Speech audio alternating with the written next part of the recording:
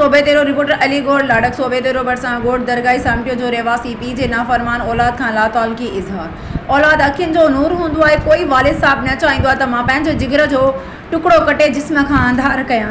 जिस्म जो उज़्वो जॾहिं ख़राब थींदो आहे त उनखे कढी धार कबो आहे। लातालकीअ जो इज़हार आऊं नाले यार मोहम्मद सामटियो तालका सोबेदेरो ज़िलो खैरपुर मीरस मुंहिंजो पुटु कामरेड साजिद अली सामटियो ग़लति माण्हुनि जी सोबत में अची वियो आहे। मां खेसि लातालकी कयां थो। अॼु खां पोइ जेकॾहिं केर बि हिन सां ॾेती लेती कंदो उन जो नफ़े नुक़सान जो पाण पंहिंजी ज़िम्मेवार हूंदो। उहो बयानु रिकॉर्ड ते रखियो वञे जीअं वक़्तु सिर कमु अचे। यार मोहम्मद सामटियो तालका सोबेदेरो ज़िलो खैरपुर मीरस।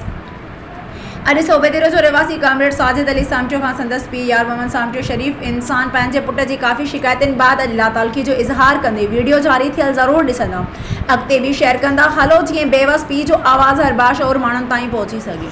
अस्सलाम वालेकुम। मां यार मोहम्मद सामटियो बेचड़गोड़ दरगाही सामटियो कामरेड साजिद अली सामटियो जो वालिद पियो ॻाल्हायां।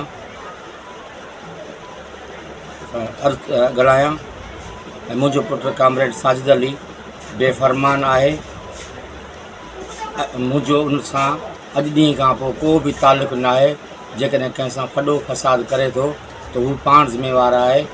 ऐं मुंहिंजी रिक्वेस्ट सहाफ़ी भाइरनि खे आहे त हिन फिराडी कामरेड जे चमड़ ते न ईंदा जो पंहिंजे पीउ माउ जो न आहे त हीउ ॿियनि जो कीअं थी थो सघे। ऐं कई दफ़ा बेफ़रमान थी करे मूंखे जेको मूं ते मुंहिंजी इज़त ते हमला कया अथई। महिरबानी। ऐं मां वस वारनि खे अपील थो कयां IG सिंध ऐं जेकी बि आला बाला ऑफिसर आहिनि उन्हनि खे अपील थो कयां त हिन जे मथां एक्शन खयो वञे। हिन कई मरतबा मुंहिंजे मथां तर्ज थियल मूंखे कयो आहे। मां परेशान थी करे हीउ बयानु ॾियां थो। महिरबानी तव्हांजी थींदी। ऐं हीउ माण्हू अलाए केतिरनि माण्हुनि खे ब्लैकमेल कयो आहे ऐं ब्लैकमेल कंदो थो अचे। सम्झे न, उन जी आड़ में मुंहिंजी बेइज़ती करे थो पियो। मां हिन खे कई मरतबा सम्झाइण जी कोशिशि कई आहे पर हिन जेको आहे को बि जेको आहे अमल न कयो आहे मुंहिंजे ॻाल्हि ते।